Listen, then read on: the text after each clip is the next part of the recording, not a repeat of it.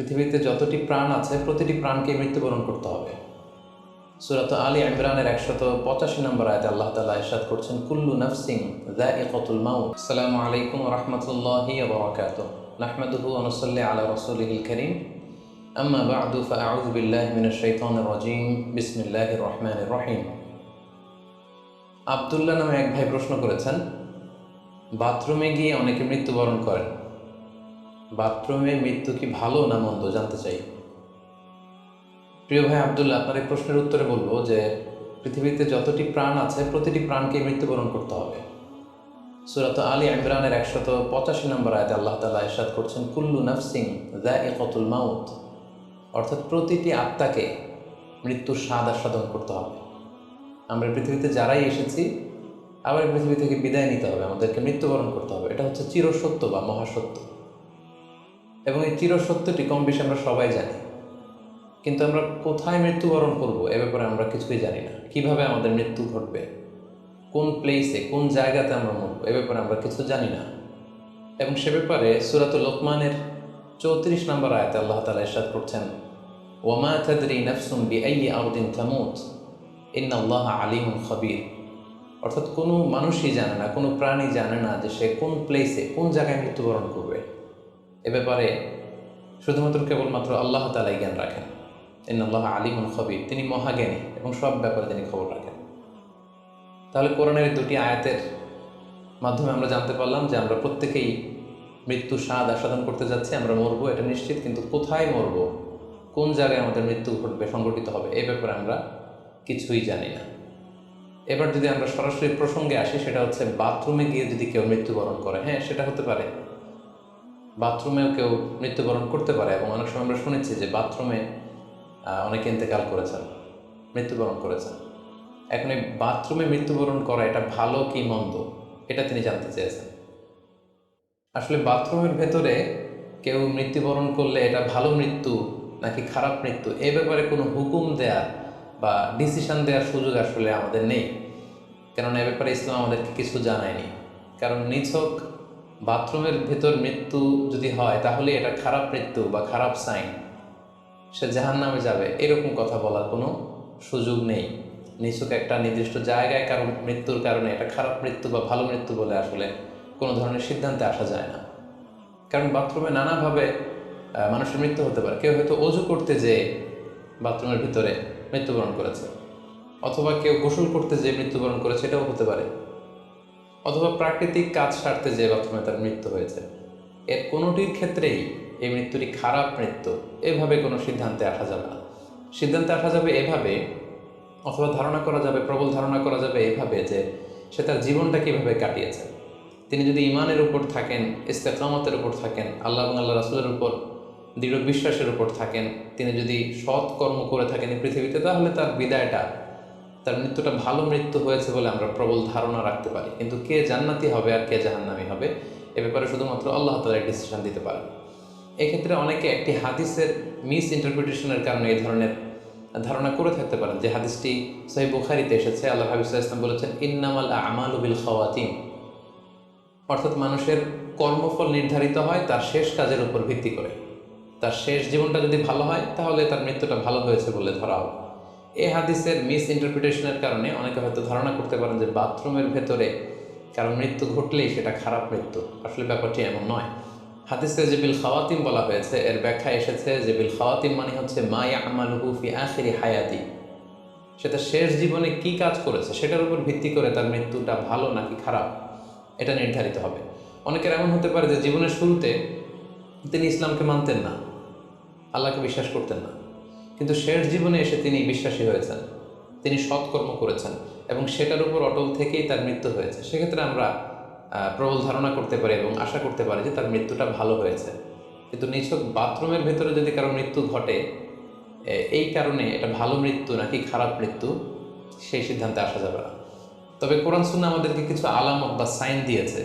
এই সাইন বা নিদর্শনগুলো খেয়াল করে আমরা বুঝতে পারি যে কারণ মৃত্যুটা ভালো মৃত্যু হয়েছে নাকি খারাপ মৃত্যু হয়েছে।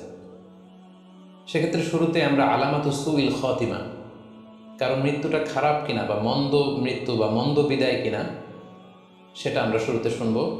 সেক্ষেত্রে আমরা যদি কোরআন সুন্নাহর দিকে তাকাই তাহলে দেখব যে কোরআন সুন্নাহ আমাদেরকে জানিয়েছে কেউ যদি আত্মহত্যা করে মৃত্যুবরণ করে তাহলে এটা আমরা বলতে পারি যে এটা একটা খারাপ মৃত্যু ছিল।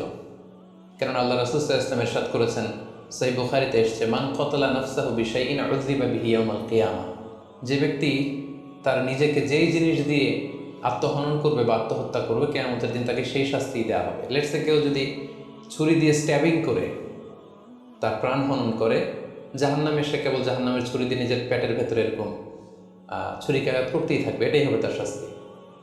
কেউ যদি বিষ পানের মধ্য দিয়ে সুইসাইড করে তাহলে জাহান্নামে তার শাস্তি হবে জাহান্নামের বিষ খেয়ে খেয়ে সেই কষ্ট বা শাস্তি ভোগ করবে।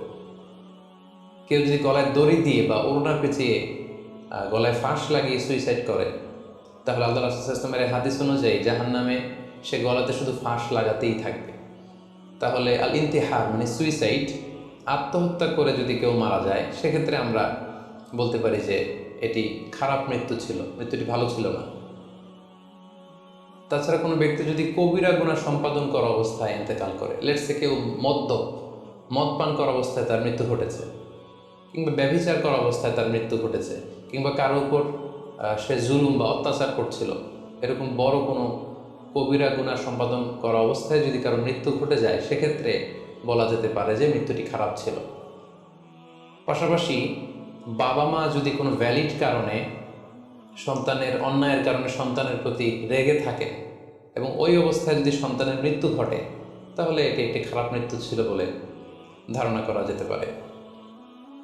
এবং স্বামী যদি তার স্ত্রীর প্রতি রেগে থাকে কোনো স্ত্রীর অন্যায়ের কারণে এবং সেই অবস্থায় যদি স্ত্রীর মৃত্যু ঘটে তাহলে এই মৃত্যুটি মন্দ মৃত্যু বা খারাপ বিদায় ছিল বলে আমরা ধারণা করতে পারি। সবশেষে বলবো যে কোনো ব্যক্তির মৃত্যুতে যদি গোটা মুসলিম কমিউনিটি আনন্দ প্রকাশ করে, উল্লাস করে, এটাও ওই ব্যক্তির খারাপ মৃত্যু ছিল বলে ধরে নেওয়া হবে। কারণ সবাই তার অন্যায় থেকে, অত্যাচার থেকে, তার অনিষ্ট থেকে বাঁচার জন্য চাচ্ছিল, তার হাফ ছেড়ে বেঁচেছে। সো মুসলিম উম্মাহ যদি গোটা মুসলিম উম্মার ভালো লোকরা যদি কারোর মৃত্যুতে আনন্দ প্রকাশ করে তাহলে তার মৃত্যুটা খারাপ মৃত্যু ছিল বলে ধরে নেওয়া যাবে। এই সমস্ত আলামতগুলো যদি আমরা খেয়াল করি, এগুলোর ভিত্তিতে বলা যেতে পারে যে তার মৃত্যুটা মন্দ ছিল, তার বিদায়টা খারাপ ছিল। এবার আমরা যদি হুসনুল খাতিমা অর্থাৎ ভালো বিদায়, কোনো ব্যক্তি যখন আমাদের থেকে বিদায় নিল, মৃত্যুবরণ করলো, তখন আমরা কিভাবে বুঝবো যে বিদায়টা ভালো ছিল এবং এই লোকটা আশা করি যে জান্নাতি হবে, এটা আমরা কিভাবে বুঝবো? প্রথমত বোঝার মাধ্যম হচ্ছে আন-নুতকু বিশ-শাহাদাতি ইনদাল মাউত। মৃত্যুর সময় যদি কেউ আল্লাহর জিকির করা অবস্থায়, আল্লাহকে স্মরণ করা অবস্থায় কিংবা শাহাদাত বাণী পাঠ করে যদি মৃত্যুবরণ করতে পারে তাহলে আশা করা যায় যে এই মৃত্যুটা খুব ভালো মৃত্যু হয়েছে। কারণ আল্লাহ রাসূল সাল্লাল্লাহু আলাইহি ওয়াসাল্লাম সুনানে আবু দাউদের এক বর্ণনায় ইরশাদ করেছেন, মান কানা আখিরু কালামিহি লা ইলাহা ইল্লাল্লাহ, যে ব্যক্তির শেষ বাক্য হবে লা ইলাহা ইল্লাল্লাহ এবং এই কালিমাতুত তাইয়্যিবা, এটা পরে যদি কেউ শেষ নিঃশ্বাস ত্যাগ করতে পারে তাহলে সে জান্নাতে প্রবেশ করবে বলে আল্লাহ রাসূল সাল্লাল্লাহু আলাইহি ওয়াসাল্লাম আমাদেরকে সুসংবাদ দিয়েছেন। তাহলে মৃত্যুর আগে কালিমা পরে মরতে পারা এটা একটা সৌভাগ্যের বিষয় এবং এটা একটা ভালো সাইন। পাশাপাশি বিশ্বাসী ব্যক্তিরা, ইমানদাররা যখন মৃত্যুবরণ করে তখন তাদের কপাল ঘেমে যায়, অর্থাৎ মৃত্যুর পরে মৃত ব্যক্তির কপালে হাত দিয়ে যদি আমরা দেখতে পাই যে কপাল ঘেমে আছে, সোয়েটিং, প্রচণ্ড ঘামছে, এটা দেখেও আন্দাজ করা যেতে পারে বা ধারণা করা যেতে পারে যে মৃত্যুটা ভালো হয়েছে। কেননা সুনানে তিরমিজির বর্ণনায় আল্লাহ রাসূল সাল্লাল্লাহু আলাইহি ওয়াসাল্লাম ইরশাদ করেছেন, আল মুমিনু ইয়ামুতু বিআরাকিল জাবিন, বিশ্বাসীরা যখন মারা যায় তখন তাদের কপাল ঘেমে যায়। সো অনেক আল্লাহওয়ালা ভালো মানুষের মৃত্যুর পরে আমরা এটা দেখেছি বা শুনেছি যে ইন্তেকালের পরে তাদের কপাল ঘেমেছিল এবং সেটা দেখে কিন্তু বোঝা যাবে যে মৃত্যুটা ভালো ছিল। পাশাপাশি জুমার রাতে যদি কেউ ইন্তেকাল করে, বৃহস্পতিবার দিবাগত রাতে, নিঃসন্দেহে সেক্ষেত্রে লোকটার ইমানদার হতে হবে, সৎ ব্যক্তি হতে হবে। সেক্ষেত্রে এটা একটা ভ্যালিউ অ্যাড করবে যে জুমার রাতে সে ইন্তেকাল করেছিল। রমাদান মাসে যদি কেউ ইন্তেকাল করে এটা একটা খুশনসিব তার জন্য। পাশাপাশি হজের সফরে যদি কেউ, হজের যে দীর্ঘ সফর, এই সফরে যদি কেউ ইন্তেকাল করে এটা একটা ভালো মৃত্যু বলে ধর্তব্য হবে। পাশাপাশি কেউ যদি জেহাদের ময়দানে শহীদ হওয়ার সৌভাগ্য লাভ করে, নিঃসন্দেহে এটা সবচেয়ে শ্রেষ্ঠ মৃত্যু। আল্লাহ তাআলার কাছে সবচেয়ে শ্রেষ্ঠ মৃত্যু হচ্ছে শাহাদাতের মৃত্যু এবং শহীদের দেহ থেকে গড়ে গড়ে পড়া, মাটিতে পড়া যে রক্তের ফোঁটা, এই ফোঁটাটা আল্লাহ তাআলার কাছে খুব প্রিয়। সো নিঃসন্দেহে শাহাদাতের মৃত্যু এটা পৃথিবীর শ্রেষ্ঠতম মৃত্যু। এবং সৎ কাজ করা অবস্থায়, কোনো আমলে সলেহ ভালো কাজ করা অবস্থায় যদি কারো মৃত্যু ঘটে, লেটসে কেউ তেলাওয়াত করছিল, হি ওয়াজ রিসাইটিং দ্য হোলি কোরআন, ওই অবস্থায় তার মৃত্যু হয়েছে। কিংবা রোজা মুখে ছিল, সে অবস্থায় তার মৃত্যু হয়েছে।